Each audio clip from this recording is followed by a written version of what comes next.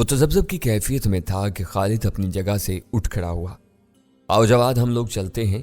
आज के दिन हम अपना तमाम काम निपटा लेते हैं। कल सुबह सवेरे हम यहाँ पहुँच आएंगे। वैसे भी सब लोग रात भर के जागे हुए हैं, इन्हें आराम की भी जरूरत होगी। जवाब में जवाद ने कोई उज़र तराशना चाहा, लेकिन वो महज होंठ हिला कर रह गया। बिलाखिर उसने हल्क से मरी मरी सी आवाज में कहा, अच्छा चलो। मैंने मानी के नजरों से चचा मेहरदाद और मेहरा की तरफ देखा। चचा मेहरदाद सोफे से टेक लगाए ऊँग रहा था, जबकि मेहरा बेजारी के आलम में इधर उधर देख रही थी। जवाद और खालिद के जाने की कुछ देर बाद डॉक्टर सनम ने चचा मेहरदाद और मेहरा को एक खाली कमरे में मुंतकिल कर दिया। इसी असना में अफजल को होश आ गया। हम दोनों ने उसे खाना खिलाया। इसके बाद मैंने हाल कमरे के एक सोफे पर कब्जा कर लिया। कुछ ही देर बाद मैं दुनिया और माफिया से गाफिल हो गया था। बहुत दिनों बाद मैं ऐसी मदहोश नींद सोया कि किसी मामूली से ख्वाब ने भी मुदाखलत नहीं की। दोपहर से कुछ देर बाद मैं बेदार हुआ तो मेरी सारी थकन दूर हो चुकी थी। डॉक्टर सनम ने मुझे एक बिल्कुल नया शलवार कमीज सूट थमा दिया। गुस्ल के बाद मैंने वो सूट पहन लिया। मैं तुम्हारा मतलूबा सामान लेने शहर जा रही हूँ। इस असना में तुम अपनी बाकी तैयारियां मुकम्मल कर लो। मैंने इस बात में सर हिलाया। डॉक्टर सनम के रवाना होने के बाद मैंने गेट में अंदर से कुफल लगा दिया। घर में पहुंचा तो मैंने महसूस किया कि चचा मेहरदाद और मेहरा भी बेदार हो चुके हैं। मैं कुछ देर तक उनके कमरे से बाहर आने का इंतजार करता रहा, लेकिन वो अपने कमरे ही में आपस में बातें करते रहे। एक बार तो मेरे जी में आई कि मैं खुद उनके कमरे में चला जाऊं, लेकिन फिर मेरी अना मेरे रास्ते में हायल होगी। मैंने हमेशा इन लोगों को दुनिया में सबसे अजीज, सबसे मोहतरम समझा था। इनके लिए अपनी जान पर खेलने से भी गुरेज नहीं किया। इसके बावजूद इनका मुझसे रवैया बेगानगी और सर्द महरी पर मबनी है। कोई ऐसी जहरीली खारदार बाढ़ हम लोगों के दरमियान हायल हो चुकी थी, जिसे आबूर करना अब हमारे बस की बात नहीं रही थी। हम खा कितनी ही कोशिश कर लें, हम लोगों के बाहमी ताल्लुक में वो पहली सी अपनायत वापस नहीं आ सकती थी। लहजे की थकन ने तेरी ये पैगाम दिया है, वो नाता पुराना भी अब बोझ बना है। मैंने वक्ती तौर पर इनके ख्याल को जहन से झटक दिया और अपनी रात की मुहिम के बारे में सोचने लगा। अचानक फोन की घंटी बज उठी। मैं चौंक कर उठ बैठा। मुस्तरिब जहन के साथ मैं फोन की तरफ बढ़ा। इस वक्त किसका फोन आ थमका था? हेलो, मैंने धड़कते दिल के साथ कहा। हेलो जी, मुझे डॉक्टर सनम से बात करनी है। आप कौन बात कर रहे हैं? दूसरी तरफ से किसी मर्दाना आवाज ने बात की। जाने क्यों मुझे वह आवाज जानी पहचानी से महसूस हुई। जी, मैं जुल्फकार बात कर रहा हूँ। डॉक्टर सनम साहिबा इस वक्त घर पर नहीं है। आप अपना नाम बता दें, इन्हें आपका पैगाम दे दूंगा। आप कौन है? मैं डॉक्टर सनम साहिबा का मेहमान हूँ। आप फरमाइए, मैं आपकी क्या खिदमत कर सकता हूँ? मैंने कदरे सर्द महरी से कहा। ओह कुछ नहीं, दरअसल मुझे आपकी आवाज़ कुछ मानूस सी लगी थी। खैर, आप डॉक्टर सनम को मेरा नाम बता कर कहिएगा कि वो मुझसे फ़ौरन फ़ोन पर रब्ता करें। मेरा नाम डॉक्टर रज़ा मोहम्मद खान है। यकलख्त मेरी रीढ़ की हड्डी में सनसनी की तेज़ लहर तोड़ गई। मैं भला इस नाम को क्यों कर फरामोश कर सकता था, वो भी इतने मुख्तसर अरसे में। जी बहुत बेहतर, मैंने दबी दबी सी आवाज़ में कहा। अच्छा, खुदा हाफिज। डॉक्टर रज़ा ने मजीद बात बढ़ाए बगैर राब्ता मुनक़ता कर दिया। मैंने रिसीवर रखा। इसके साथ ही मुझे भयानक अंदेशों ने घेर लिया। कहीं उसने मेरी आवाज़ पहचान तो नहीं ली। फ़ोन बंद करते ही कहीं वो थाने में न पहुंच जाए। शदीद इस्तराब के आलम में हाल में टहलने लगा। ऐन उसी वक्त इतलाई घंटी अपनी करिहा आवाज़ में चीखने लगी। मैं एक बार फिर चौंक पड़ा। तेज तेज कदमों से मैं खिड़की की तरफ बढ़ा। मुझे सामने गेट के बाहर डॉक्टर सनम की गाड़ी नजर आई। गेट की जानिब बढ़ते हुए मैं मुसलसल इसी सोच में गुम रहा कि डॉक्टर सनम को इस फ़ोन के मुतल्लिक बताऊं या नहीं। लेकिन अगर दोबारा डॉक्टर रज़ा का फ़ोन आ गया तो फिर क्या होगा? लो भाई, उठाओ अपना सामान। खासी परेड करा दी इन चीज़ों की तलाश ने। उसने गाड़ी को उसकी मखसूस जगह पर ठहराते हुए कहा। गाड़ी की एक भी निश्चित से शॉपिंग बैग उठाकर मैं उसके पीछे पीछे चल पड़ा। डॉक्टर सनम की आमद से आगाह होने के बावजूद चचा मेहरदाद और मेहरा अपने कमरे से बाहर नहीं आए थे। मैंने दिल ही दिल में उन पर लानत भेजी और सामान लेकर अपने कमरे में घुस गया। वो दरअसल मुख्तलिफ किस्म के केमिकल और महलूल थे। इनके इस्तेमाल की तरकीब मुझे फ़कीर बाबा से मालूम हुई थी। इससे पहले अगरचे मैंने अमली तौर पर इस तरकीब को इस्तेमाल नहीं किया था, ताहम मुझे खासी उम्मीद थी कि मैं अपने मतलूबा नताइज हासिल करने में कामयाब हो जाऊंगा। खासी देर की जिद्दोजहद के बाद मैं अपने मकसद में कामयाब हो गया। मैंने अच्छी मिकदार में एक गाढ़ा महलूल तैयार कर लिया। इस महलूल को मैंने बड़ी एहतियात से 4 दरमियाने साइज की बोतलों में भर लिया। इन बोतलों के ढक्कन अच्छी तरह बंद करने के बाद मैंने वो कैनवस के एक बैग में रख ली। इस बैग को मैंने संभाल कर एक तरफ रख दिया। इसी वक्त डॉक्टर सनम कमरे में दाखिल हुई। हाँ जनाब, क्या तैयारी मुकम्मल होगी? जी हाँ, मेरी तैयारी तो मुकम्मल हो चुकी है, अब सिर्फ रवानगी बाकी है। खाना भी तैयार है, तुम डाइनिंग टेबल पर आ जाओ। इन लोगों को खाने के मुतल्लिक कह दिया क्या?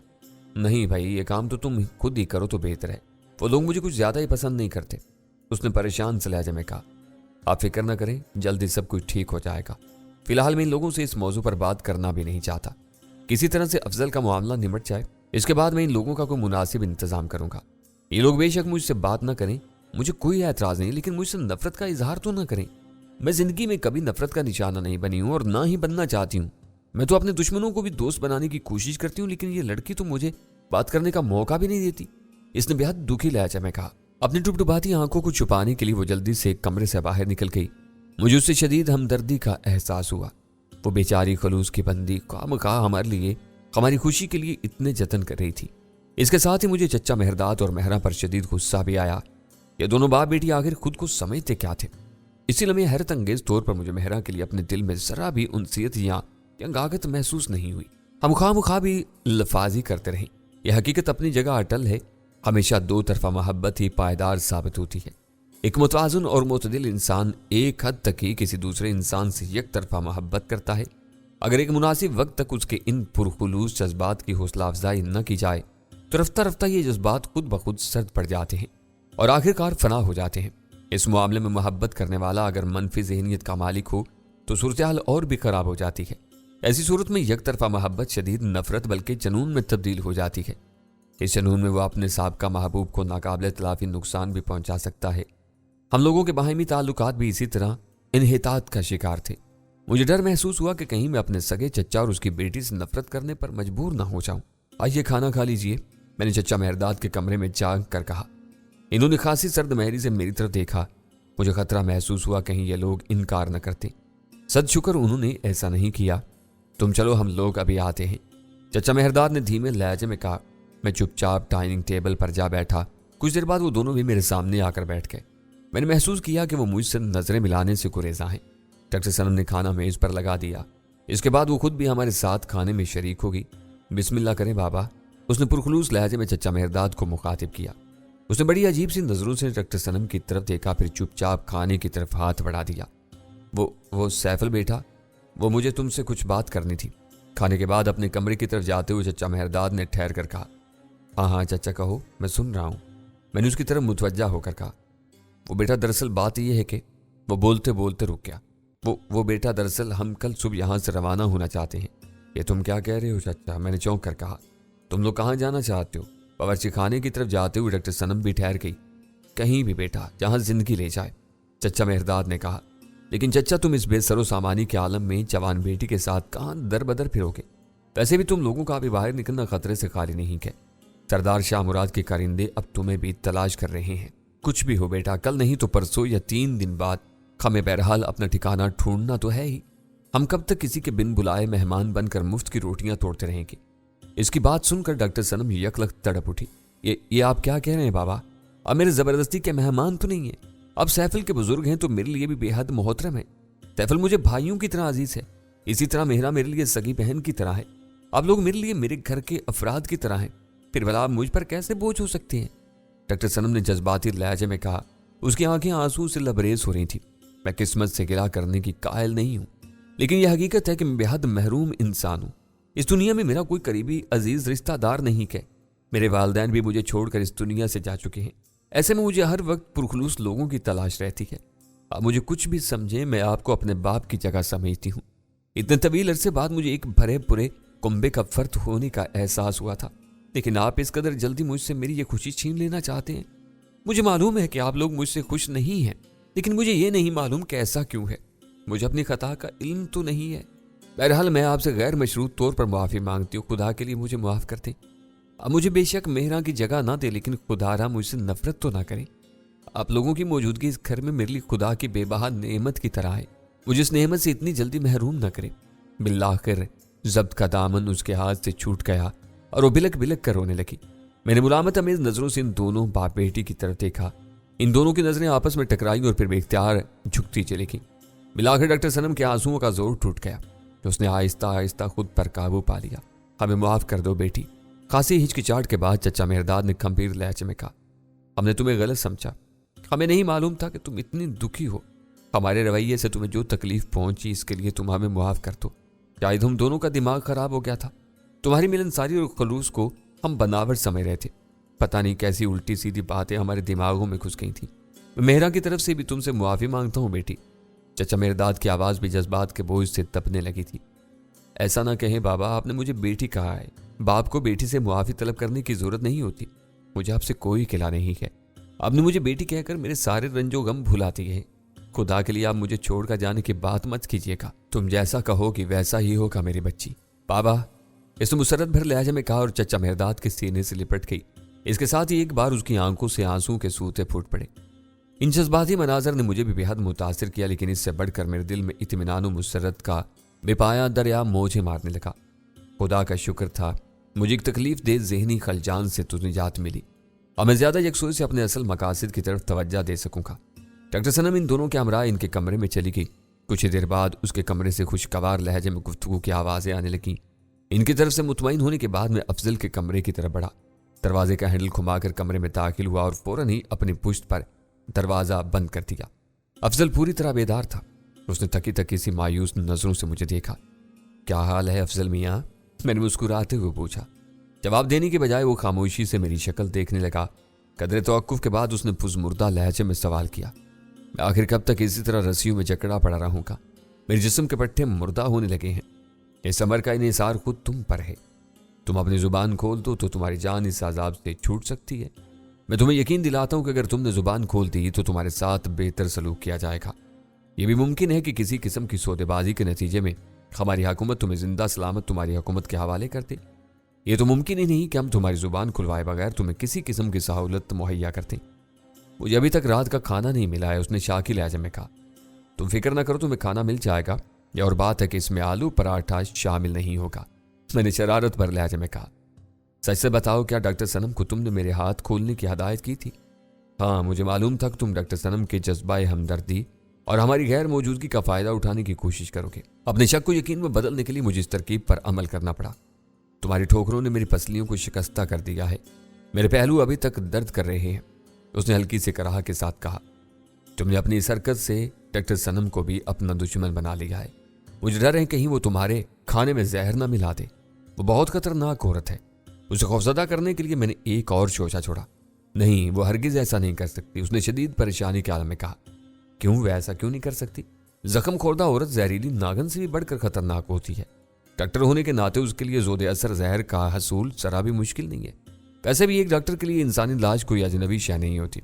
मैं तुम्हारी जगह होता तो आज़ाद होने के बाद पहली फुर्सत में फरार होने की कोशिश करता, ना कि अपने गंदे जज्बात की तस्कीन के लिए अंधा होता। मुझे तुम्हारी फितरत की इस कमजोरी का अंदाजा था, इसीलिए मैंने वो ड्रामा इस अंदाज में तरतीब दिया था। तुम बेहद चालाक शख्स हो। मेरी जुबान खुलवाने के लिए तुमने तशद्दुद का जो हरबा इस्तेमाल किया वो बिलाशुबा बेहद भयानक था। मेरा दिल ही जानता है कि मैं इसे किस तरह बर्दाश्त कर सका हूं। मेरा आसावी निज़ाम अभी तक मामूल पर नहीं आ सका है।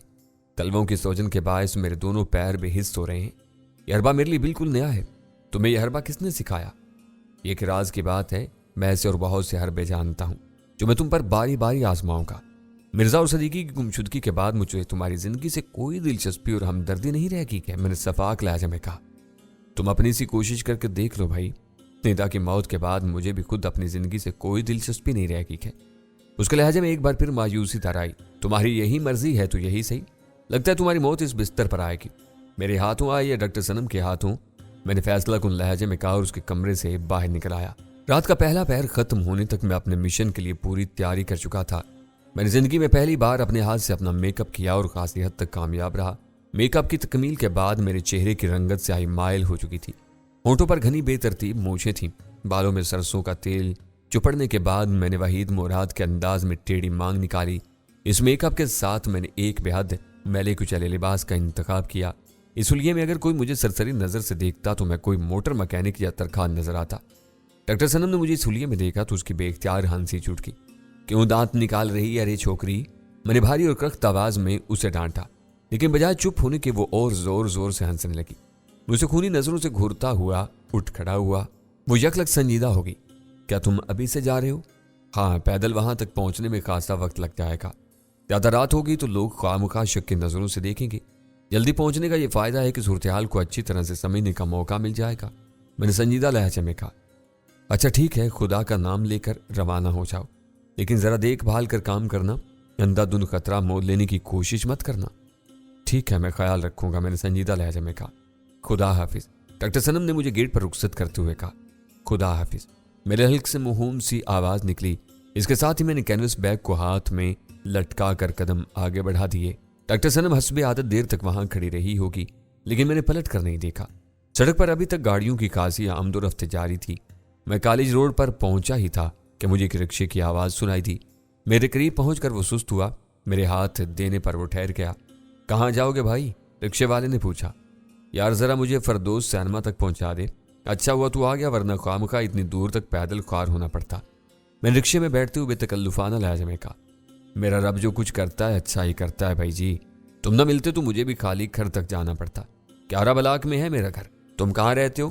میرے حلیے سے اس نے اندازہ لگا لیا تھا کہ سماجی لحاظ سے میں بھی کوئی اونچی شخصیت نہیں ہوں، لہٰذا وہ نہایت بے تکلف سے برابر کی سطح پر مجھ سے بات کر رہا تھا۔ میں وہیں فردوس سینما کے پیچھے والی آبادی میں رہتا ہوں۔ میں پلمبر ہوں اور ادھر ماڈل ٹاؤن میں ایک کوٹھی کی پلمبرنگ کا ٹھیکہ لے رکھا ہے۔ کل تک مجھے کام مکمل کر دینا ہے، اس لیے دیر ہوگی۔ میرے جوابات نے اسے خاصی حد تک مطمئن کر دیا۔ ہم آپس میں بدلتے ہوئے موسم اور بڑھتی ہوئی مہنگائی کے بارے میں باتیں کرتے رہے۔ اسی اثنا میں ہم اپنی مطلوبہ جگہ پر پہنچ گئے۔ اور بھائی جی کتنا کرایہ بنا تمہارا؟ جو جی چاہے دے دو بھائی، تم سے کوئی سودے بازی تو نہیں کرنی، رکشے والے نے خوشگوار لہجے میں کہا۔ میں نے اسے 10 کا نوٹ دیا تو وہ خوش ہو گیا۔ جب رکشہ میری نظروں سے اوجھل ہو گیا تو میں نہر کے ساتھ ساتھ سڑک پر شمال کی طرف بڑھنے لگا۔ نصف چاند کی مدھم روشنی راستے کی پہچان آسان کر رہی تھی۔ پچھلی رات کے برعکس اس رات آسمان پر بادل کا ایک ٹکڑا بھی نہیں تھا۔ سڑک پر اکا دکا گاڑیوں کی آمد و رفت جاری تھی۔ میں جان بوجھ کر درختوں کی قطار کے نیچے چل رہا تھا تاکہ کم سے کم لوگوں کی نظر مجھ پر پڑ سکے۔ میری توقع کے عین مطابق میں بلا کسی روک ٹوک کے اپنی منزل کی طرف بڑھتا رہا۔ چورپٹے کے پل سے میں نے نہر پار کی اور ایک بار پھر شمال کی جانب بڑھنے لگا۔ نہر کے اس طرف والے کنارے پر اس وقت تقریباً مکمل سناٹا تھا۔ سردار شاہ مراد کی حویلی کا فاصلہ جیسے جیسے کم ہوتا گیا میں محتاط تر ہو گیا۔ مجھے معلوم تھا کہ حویلی کے حفاظتی انتظامات میں پہلے سے کئی گنا اضافہ ہو چکا ہوگا۔ این ممکن ہے حویلی کی طرف آنے والے راستوں کی نگرانی بھی کی جا رہی ہو۔ نہر کے پشتے سے اتر کر کچھ فاصلہ طے کرنے کے بعد مجھے دور سے حویلی کا حیولہ نظر آنے لگا۔ میں نے پیش قدمی جاری رکھی اور البتہ میری رفتار خاصی کم ہو چکی تھی۔ میری آنکھیں ٹمٹماتے چاند میں بغور آس پاس کا جائزہ لے رہی تھیں۔ حویلی کے عقب میں تقریباً 50 گز کے فاصلے پر درختوں کے ایک چھوٹے سے جھنڈ میں پہنچ کر میں رک گیا۔ کینوس بیگ کو ایک درخت کی جڑ کے پاس رکھ کر میں ایک دوسرے نسبتاً بڑے درخت پر چڑھتا چلا گیا۔ مناسب بلندی پر پہنچ کر میں نے اپنی نظریں حویلی پر جما دی۔ حویلی کی 4 دیواری پر مناسب فاصلوں پر لائٹ لگی ہوئی تھی۔ خاردار تاروں کی باڑ میں شاید اس وقت میں مہلک کرنٹ دوڑ رہا ہوگا۔ کوشش کے باوجود میں حویلی کی دوسری منزل پر کسی قسم کی روشنی نہیں دیکھ سکا۔ شاید تمام لوگ سو چکے تھے۔ حویلی کے اگلے حصے میں البتہ تیز روشنی ہو رہی تھی۔ حویلی کے گرد و پیش کا بغور جائزہ لینے کے باوجود مجھے کوئی ایسی چیز نظر نہیں آئی جسے میں مشکوک سمجھ سکتا۔ پوری طرح مطمئن ہونے کے بعد میں درخت سے نیچے اتر آیا۔ کینوس بیگ کو کھول کر میں نے 4 بوتلیں نکالی اور انہیں احتیاط سے ایک قطار میں سجا دیا۔ اس کے بعد میں نے اپنی قمیض کی جیب سے مٹھی بھر 0.22 کے پستول کی گولیاں نکالی۔ بوتلوں کے ڈھکن کھول کر میں نے وہ تمام گولیاں برابر 4 بوتلوں میں ڈال دی۔ اس کے بعد میں نے کینوس بیگ کے ایک کونے سے مٹی کا تیل کا چھوٹا سا دھاتی ڈبہ برآمد کیا۔ ڈبے کا ڈھکن کھول کر میں نے کپڑے کی ایک لمبی دھجی اس میں ڈال کر مٹی کے تیل میں بھگو دی۔ اس دھجی کے بھی میں نے 4 ٹکڑے کیے اور 4 بوتلوں کے منہ میں اس طرح ٹھوس دیا کہ دھجی کا ایک سرا بوتل سے باہر رہے۔ اس کے ساتھ ہی میری تیاری مکمل ہو چکی تھی۔ میں نے ایک بار پھر بغور آس پاس کا جائزہ لیا۔ مطلع صاف پا کر میں نے وہ 4 بوتلیں اپنے ہاتھوں میں تھامی اور نپے تلے قدموں سے حویلی کے عقبی حصے کی طرف بڑھا۔ حویلی کے دائیں طرف والے عقبی کونے کے پاس پہنچ کر میں ٹھہر گیا۔ میرے مشن کا اہم اور خطرناک ترین مرحلہ آ چکا تھا۔ میں نے اپنی سماعت اور بصارت کی تمام قوتوں کو یکجا کر کے آس پاس کسی ذی روح کی موجودگی کو محسوس کرنے کی کوشش کی، لیکن ناکام رہا۔ ہر طرف قبرستان کا سا سناٹا طاری تھا۔